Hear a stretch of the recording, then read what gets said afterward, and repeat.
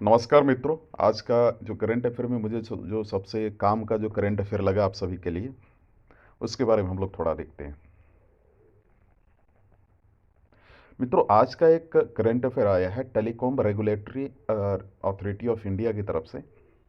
आपने न्यूज़ पढ़ा भी होगा या सुना भी होगा, आप न्यूज़ टीवी चैनल देखते होंगे क्योंकि आजकल इसी का बोलबाला है। मित्रों, हुआ क्या है इस बारे में हम लोग थोड़ा सा डिस्कस करेंगे। मित्रों, ensure strict implementation of try regulation, ये क्या है? देखिए मित्रों, अभी क्या हुआ है कि हाल ही में जो है, अभी आप यहाँ पे देख सकते हैं, ये Delhi high court on Wednesday यानी बुधवार को, तो दिल्ली उच्च न्यायालय द्वारा हाल ही में बुधवार को जो भारतीय दूरसंचार विनियामक प्राधिकरण जो है यानी telecom regulatory authority of India, इसको अवांछनीय जो वाणिज्यिक संचार, जिसे हम इंग्लिश में बोलते हैं अनसॉलिसिटेटेड कॉमर्शियल कम्युनिकेशन, उसको रोकने के लिए वर्ष 2018 में, देखिए 2018 की बात हो रही है, वर्ष 2018 में जारी किए गए नियमन का पूर्ण रूप से कड़ाई से कंप्लीट एंड स्ट्रिक्ट से पालन सुनिश्चित कराने हेतु निर्देश दिया गया है। अभी देखिए, अदालत ने जो है यानी जो कोर्ट है, उसने दूरसंचार सेवा प्रदाताओं यानी टेलीकॉम सर्विस प्रोवाइडर्स जो होते हैं मित्रों, उनको लेकर क्या बोला है, उनको भी ट्राई द्वारा 2018 में जारी किए गए दूरसंचार वाणिज्यिक संचार ग्राहक वरीयता जो विनियमन है, telecom commercial communication customer preference regulation, उसका कड़ाई से पालन करना सुनिश्चित करने हेतु निर्देश जारी किए हैं। समझ में आ रहा है आपको? अब इससे संबंधित प्राधिकरण क्या है? देखिए, संबंधित प्राधिकरण पहले समझिए, इसके बाद हम लोग आगे चलेंगे। ये आप देख रहे हैं प्ली बाई 197 communication which runs by Paytm. Paytm जब चलाते होंगे आपने इसको देखा होगा। मित्रों, डिजिटल जो भुगतान सेवा पेटीएम को चलाने वाली, जिसको हम लोग पेटीएम जैसी जो कंपनियां हैं, एयरटेल पे जैसे गूगल पे, सब एनबीएफसी के अंदर आती है, नॉन बैंकिंग फाइनेंशियल कॉरपोरेशन या कंपनी बोले आप। इसमें आरबीआई का कोई अथॉरिटी नहीं होता है। आरबीआई तो यहाँ तक बोल दिया है कि अगर आप इन सारे ऐप से, अगर पे करने वाले ऐप से अगर लेन देन करते हैं पैसे का, अगर कहीं फंसता है तो आरबीआई की कोई जिम्मेदारी नहीं है। मित्रों, डिजिटल भुगतान सेवा पेटीएम को चलाने वाली जो 197 कम्युनिकेशन लिमिटेड की याचिका जो है, प्ली पर सुनवाई करते हुए अदालत ने यह निर्देश जारी किए हैं, कौन सी? दिल्ली हाई कोर्ट ने, कि 197 जो कम्युनिकेशन है, 197 जो कम्युनिकेशन है, इन्होंने अदालत में दायर याचिका में कहा था कि दूरसंचार ऑपरेटर विभिन्न मोबाइल नेटवर्क पर फिशिंग गतिविधियों को नहीं रोक रहे हैं। अब एक मित्रों, बहुत सारे लोगों को एक समस्या आती है। वो समस्या ये होती है कि उनको समझ में नहीं आता है कि ये फिशिंग का मतलब क्या होता है। मित्रों, फिशिंग एक फ्रॉडलेंट प्रैक्टिस होता है, एक फ्रॉड होता है, जिसमें आपको मेल से कोई मेल भेजा जाता है, कोई प्रिटेंडेबल रूप से रेपुटेटेड कंपनी की जैसे मैसेज को बनाकर, ताकि आप उसको क्लिक करें, आप उसको छेड़खानी करें, आप उसको देखें ईमेल को, और आपकी जो पर्सनल इंफॉर्मेशन है, जो जो कंपनी का जो एक फ्रॉड इंसान या फ्रॉड कंपनी दूसरी कंपनी रेपुटेटेड कंपनी का नाम लेकर आपको सेंड किया है, वो आपकी पूरी पर्सनल इंफॉर्मेशन जा जाए, पासवर्ड जान जाए, क्रेडिट कार्ड नंबर जा जाए और आपको लूट जाए और आप कपार धर के बैठल रहें। So there are lot of problem मित्रों। अब देखिए यहाँ पे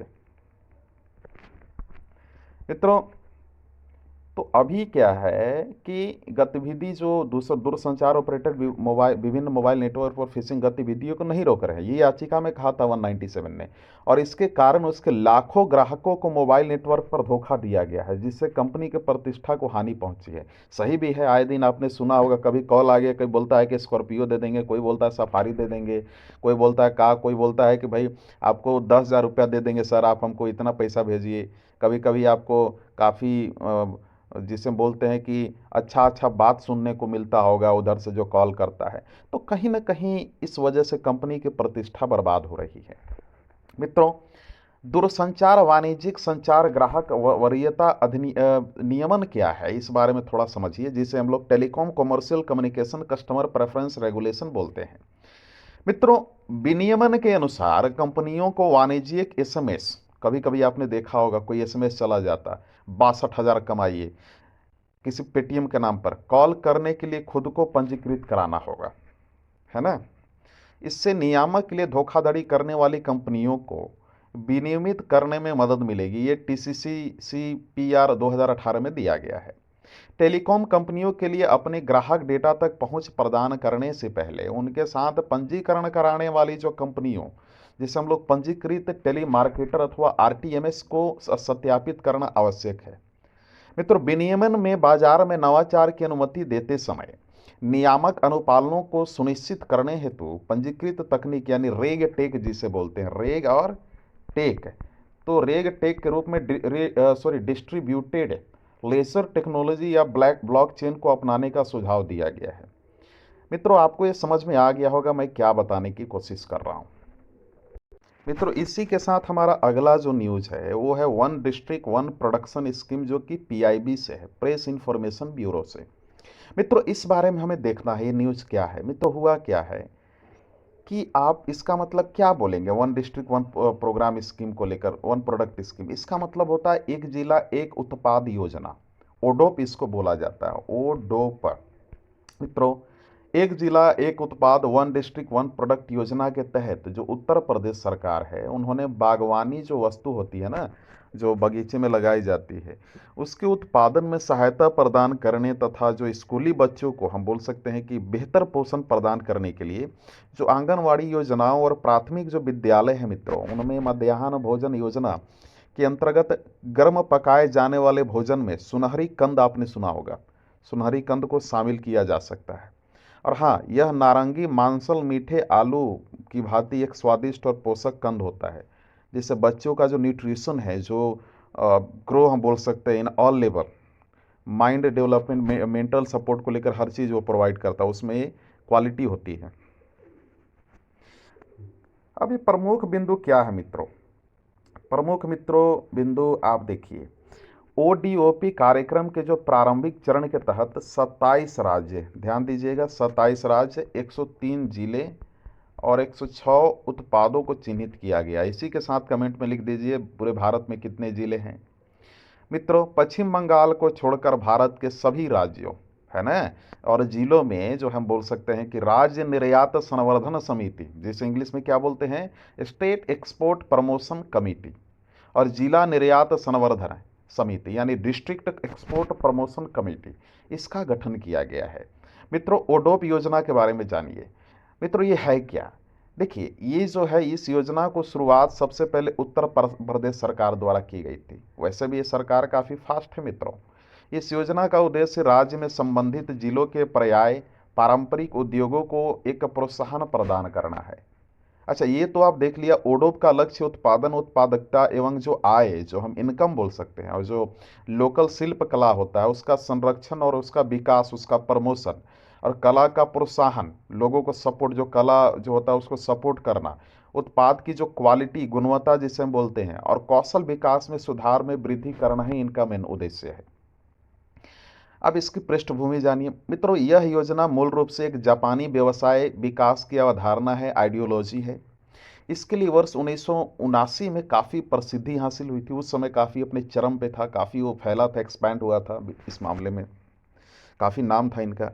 मित्रों, इसका अंततः उद्देश्य यह है कि किसी एक विशिष्ट क्षेत्र में स्थानीय आबादी के जीवन स्तर में सुधार करने हेतु उस क्षेत्र के जो प्रमुख एवं प्रतिस्पर्धी उत्पाद को बढ़ावा देना है। समय के साथ इस अवधारणा को अन्य एशियाई देशों में भी लागू किया गया है। मित्रों, उत्तर प्रदेश की एक जिला एक उत्पाद योजना का जो मुख्य उद्देश्य है दोस्तों, मित्रों, स्थानीय शिल्प, कौशल और कला के संवर्धन का संरक्षण और विकास है। आय और स्थानीय रोजगार में वृद्धि है। उत्पादन को पर्यटन से जोड़ना है। राज्य स्तर पर सफल कार्यान्वयन के बाद जो इस योजना की अवधारणा, आइडियोलॉजी को राष्ट्रीय और अंतर्राष्ट्रीय स्तर पर ले जाना है। मुझे उम्मीद है कि आपको करंट अफेयर समझ में आया होगा। अगला करंट अफेयर की ओर बढ़ते हैं मित्रों। अगला जो हमारा करंट अफेयर समसामयिकी है आज का, आप देखिए यहाँ पे, क्लेम प्रोसेस अंडर अटल बीमित व्यक्ति कल्याण योजना फर्दर लिबरेटेड। मित्रों समझिए, हाल ही में कर्मचारी जो राज्य बीमा निगम, आप जिसे इंग्लिश में बोलते हैं ना, ये ईएसआई कॉरपोरेशन, जिससे आप इसी ईएसआई बोलते हैं, ईएसआई से। मित्रों, इसके द्वारा निर्णय लिया गया है कि किसी कर्मचारी को, किसी भी जो काम कर रहा है कोई भी कर्मचारी, उसको नौकरी से बाहर करने से पहले कुछ महीनों में नियुक्ता, जो नियुक्त करने वाला इंसान, जो नियुक्त करने वाली जो डिपार्टमेंट है, उनको शून्य योगदान दर्शाया जाता है ना। तो उस कर्मचारी को शून्य योगदान की अवधि के लिए भी अटल बीमित व्यक्ति कल्याण योजना के तहत राहत प्रदान किया जाएगा, कुछ दिया जाएगा, कुछ इंसेंटिव दिया जाएगा। मित्रों, कुछ समय पूर्व क्या हुआ था कि जो कर्मचारी राज्य बीमा निगम है, इनकी संज्ञान में एक मुद्दा लाया गया था कि कुछ मामलों में जो नियोक्ताओं द्वारा अपने कर्मचारियों को सेवा से असल में हटाने के कुछ महीने पहले इन्हें सूची से हटा दिया जाता है, और इस अवधि के दौरान नियोक्ताओं द्वारा कर्मचारियों के लिए कर्मचारी राज्य बीमा योगदान भी दाखिल नहीं किया जाता है। तो बड़ी चिंता का विषय है ना। तो ये आपने देखा। मित्रों, एक चीज़ और समझिए, अटल बीमित व्यक्ति कल्याण योजना के अंतर्गत केवल बीमित व्यक्तियों की बेरोजगारी के मामले में राहत उपलब्ध होती है। उपरोक्त तरीके से कर्मचारी हालांकि सेवा से बाहर हो जाते हैं, लेकिन योजना के तहत राहत के पात्र नहीं हो पाते हैं मित्रों। तो अब ये समस्या आती है कि कर्मचारी कल्याण राज्य बीमा तो हम तो समझ गए सर, लेकिन ये अटल बीमित व्यक्ति कल्याण योजना क्या है सर? देखिए मित्रों, यह योजना कर्मचारी कल्याण राज्य बीमा निगम द्वारा कार्यान्वित किया जा रहा है। उसको यही एम्प्लॉय स्टेट इंश्योरेंस जो है, कर्मचारी कल्याण राज्य बीमा, इसको पूरी तरीके से मैनेज कर रही है। तो एग्जाम में पूछा जा सकता है कि ये किसके अंदर आता है, ये जो हम बोल सकते बीमित व्यक्ति कल्याण योजना। तो आप बोल देना कि कर्मचारी कल्याण राज्य बीमा इसको संभालती है, और जो ministry of labour and employment के अंदर आता है। मित्रों, इसके तहत बीमित व्यक्तियों के लिए बेरोजगार होने पर नकद मुआवजा प्रदान किया जाता, कुछ पैसा दिया जाता। और यह योजना कब शुरू हुआ था मित्रों? 2018 में। मित्रों ये समझिए, वर्ष 2020 में योजना के अंतर्गत कुछ परिवर्तन किए गए हैं। अब ये परिवर्तन क्या है, यहाँ पे देखिए, माफ कीजिएगा मैं अंडरलाइन नहीं कर रहा हूँ, ये आप देख रहे हैं मित्रों। अभी क्या है कि ये बोला गया है कि राहत का लाभ उठाने के लिए कुछ मानदंड है, उसमें छूट प्रदान की गई है। वो क्या है? अधिकतम 90 दिनों की बेरोजगारी होने पर राहत भुगतान को औसत मजदूरी जो देय होता है, पैसा होता है, वो 25% के स्थान पर 50% कर दिया जाएगा। मित्रों, राहत लाभ यानी 90 दिनों की बेरोजगारी के बाद देय होने के स्थान पर अब 30 दिन की बेरोजगारी के बाद भुगतान देय हो जाएगा। यानी बेचारे का कम से कम 1 महीना इंतजार करना होगा, जहाँ पे 3 महीना था। तो कहीं ना कहीं राहत मिला है। बीमित व्यक्ति जो इसमें संबंधित व्यक्ति है, उसे सीधे ESIC जो उसका शाखा कार्यालय में अपना दावा जमा करा सकता है, अपना डॉक्यूमेंट जमा करवा सकता है इस लाभ को उठाने के लिए। और बीमित व्यक्ति को उसके बेरोजगारी से पूर्व कम से कम 2 वर्ष की जो अवधि होती है मित्रों, उसमें बीमा योग्य रोजगार में होना चाहिए। ऐसा नहीं कि कोई आके ले गया। बेरोजगारी से ठीक पहले कुल योगदान अवधि में कम से कम 78 दिनों तक योगदान होना आवश्यक है ना। कम से कम, अगर कहीं किसी के 77 है तो 77 घंटा, 77 दिन 12 घंटा है, फिर भी नहीं होगा मित्रों, कम से कम 78, है ना। चलिए इसके साथ एक कंक्लूड करते हैं, अगला हम लोग बढ़ते हैं अगली तरफ। मित्रों, अगली जो हमारी करंट अफेयर है मित्रों, बहुत ही इंपॉर्टेंट है, आजकल खूब विवाद में है मित्रों। चेहरा से आप पकड़िए लिए होंगे पिक्चर से क्या है। तो चलिए आगे बढ़ते हैं फिर। How Burma became Myanmar after military coup 3 decades एगो।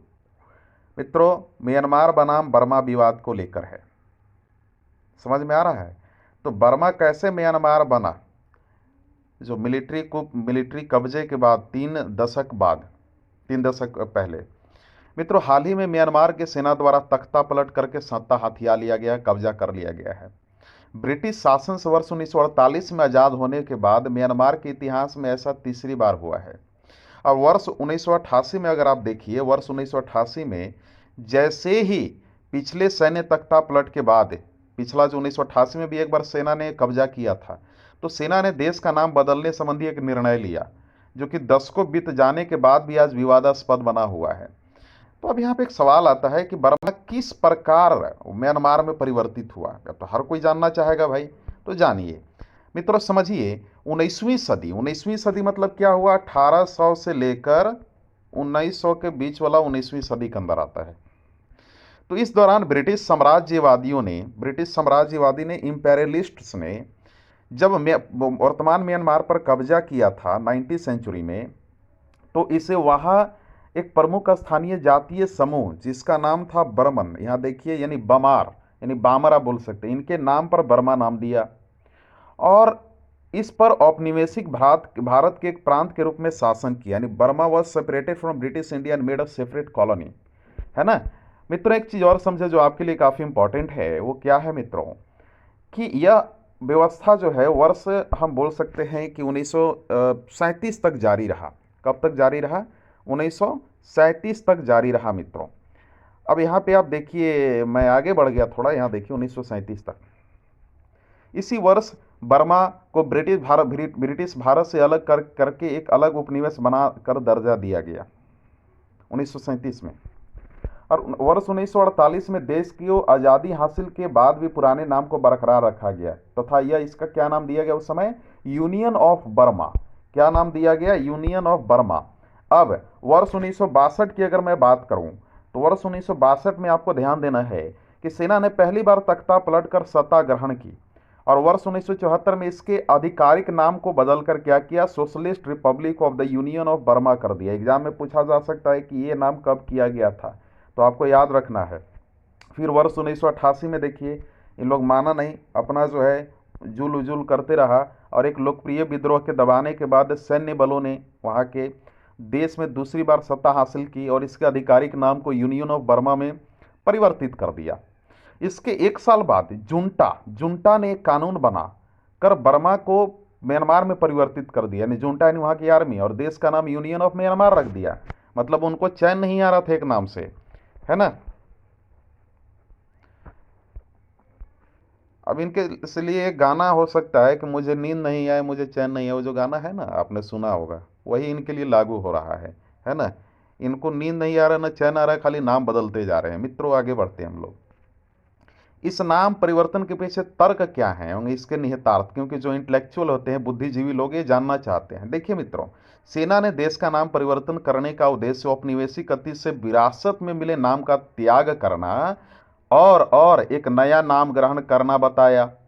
एक अपना तर्क दिया जो कि आधिकारिक तौर पे मान्यता प्राप्त 135 जातीय समूहों की एकजुटता का प्रतीक हो।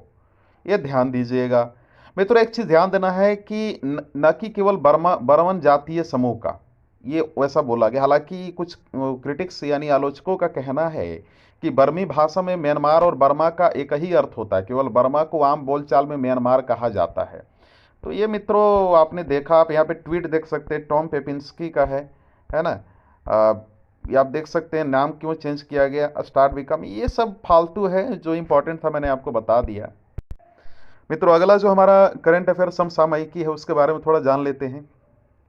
ये जो है कर्नाटका के मांड्या जिले में लिथियम निक्षेप को लेकर मैं जल्दी जल्दी खत्म करता हूँ। मेरे तो अभी हुआ क्या है कि हाल ही में परमाणु खनिज अन्वेषण और अनुसंधान जो निदेशालय है, जैसे इंग्लिश में हम लोग atomic minerals directorate for exploration and research बोलते हैं, इनके द्वारा पृथ्वी की सतह एवं इसकी उप सतह पर, अब ये बताने की जरूरत नहीं कि पृथ्वी की सतह और उप सतह क्या है, क्योंकि आप ज्योग्राफी में पढ़ चुके हैं। इनमें किए गए प्रारंभिक सर्वे में मांड्या जिले जो है कर्नाटका का, उसके मार्लगल्ला अल्ला पटना जो क्षेत्र है, वहाँ की पेगमाटाइट चट्टानों में 1600 टन लिथियम संसाधनों की मौजूदगी का पता चला है। अब लिथियम जान लीजिए। देखिए मित्रों, यह एक नरम चांदी के समान सफ़ेद हम बोल सकते हैं। आप यहाँ पे देख सकते हैं लिथियम इज अ की ऑफ न्यू टेक्नोलॉजी, आप यहाँ पे देख सकते हैं। तो ये क्या है कि चांदी के समान सफ़ेद धातु होती है। इनकी मानक परिस्थितियों में ये सबसे हल्की धातु, सबसे हल्का ठोस तत्व है।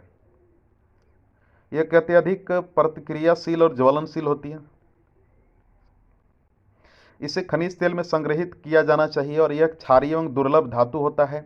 अब एक चीज़ जान लीजिए कि एक जो सबसे इंपॉर्टेंट है आपको जानना कि इसका उपयोग कहाँ होता है। मित्रों लिथियम नई प्रौद्योगिकी के लिए एक महत्वपूर्ण तत्व है। इसका उपयोग सिरेमिक, शीशा, दूरसंचार और अंतरिक्ष से संबंधी उद्योगों में किया जाता है। और लिथियम का सर्वाधिक उपयोग मुख्य रूप से कहाँ किया जाता है? लिथियम आयन बैटरी निर्माण में। ल्यूब्रिकेटिंग ग्रीस हो गया, एल्युमिनियम के साथ जो विमान का पुर्जा यानी फ्लाइट का पुर्जे बनाने में, रॉकेट प्रनोदकों के लिए उच्च ऊर्जा योजक, मोबाइल फ़ोन के लिए ऑप्टिकल जो मॉड्यूलेटर होता है ना, या थर्मोन्यूक्लियर अभिक्रियाओं में किया जाता है। अब समझिए कि नियत पदार्थ क्या है, प्रिस्क्राइब्ड सब्सटेंस क्या है। मित्रों थर्मोन्यूक्लियर अनुप्रयोग के कारण लिथियम को परमाणु ऊर्जा अधिनियम 1962 के तहत नियत पदार्थ के रूप में घोषित किया गया और अधिनियम के अंतर्गत देश के विभिन्न भूवैज्ञानिक क्षेत्रों में लिथियम की खोज के लिए एएमडी को अनुमति प्रदान की गई है। मित्रों, परमाणु ऊर्जा अधिनियम 1962 के तहत अगर आप बात कीजिएगा, उसमें यह बताया गया है कि जो नियत पदार्थ होते हैं ना, जो प्रिस्क्राइब्ड सब्सटेंस होते हैं, इनका तात्पर्य क्या होता है? इनका तात्पर्य होता है केंद्र सरकार द्वारा अधिसूचित उन पदार्थों से होता है जो कि हम बोल सकते हैं कि परमाणु ऊर्जा के उत्पादन या उसके उपयोग, या फिर ये भी आप बोल सकते हैं इससे संबंधित पदार्थों जैसे प्लूटोनियम, थोरियम, बेरिलियम, ड्यूटेरियम, या फिर क्या उसको बोलते हैं, यूरेनियम, ये उनके यौगिक के अनुसंधान में उपयोग किए जा सकते हैं। अगला जो करंट अफेयर उसके बारे में देखते हैं। अगला जो है नेशनल रेल प्लान है, इस बारे में थोड़ा देख लीजिए क्योंकि बहुत इंपॉर्टेंट है, मिनिस्ट्री ऑफ रेलवे के अंदर आती है।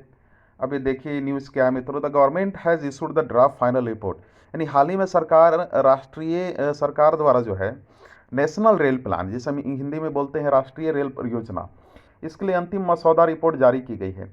मित्रों, इसका उद्देश्य रेलवे नेटवर्क का विस्तार करने हेतु दीर्घकालिक यानी लॉन्ग टर्म पर्सपेक्टिव यानी दीर्घकालिक परिप्रेक्ष्य योजना का निर्माण करना है। अब इस उद्देश्य के बारे में जानिए मित्रों। इस योजना का उद्देश्य वर्ष 2030 तक मांग से अधिक क्षमता, 2050, ये ध्यान दीजिएगा 2050, इसमें उतनी डिटेल नहीं दी हुई लेकिन मैं आपको बताता हूँ। 2050 तक मांग में होने वाली वृद्धि संबंधी जो जरूरत होती है उसको पूरा करने हेतु क्षमता निर्माण करना है। दूसरी चीज, कार्बन उत्सर्जन को कम करने और इस प्रक्रिया को जारी रखते हुए राष्ट्रीय प्रतिबद्धता के एक अंग के रूप में 2030 तक माल ढुलाई में रेलवे का औसत हिस्सेदारी वर्तमान के 27% से बढ़ाकर 45% करना है।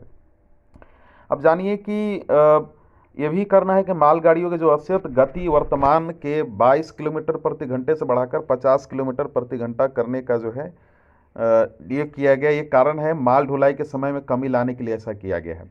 अब विजन 2024 के बारे में देखिए कि वो रेलवे का क्या परियोजना है। देखिए, राष्ट्रीय रेलवे रेल योजना के अंग के रूप में वर्ष 2024 तक कुछ महत्वपूर्ण परियोजनाओं के त्वरित इम्प्लीमेंटेशन कार्यान्वयन के लिए विजन 2024 शुरू किया गया। क्या है कि दिल्ली हावड़ा और दिल्ली मुंबई मार्ग यानी जो रेल पटरी है उसको गति को 160 किलोमीटर प्रति घंटा करना।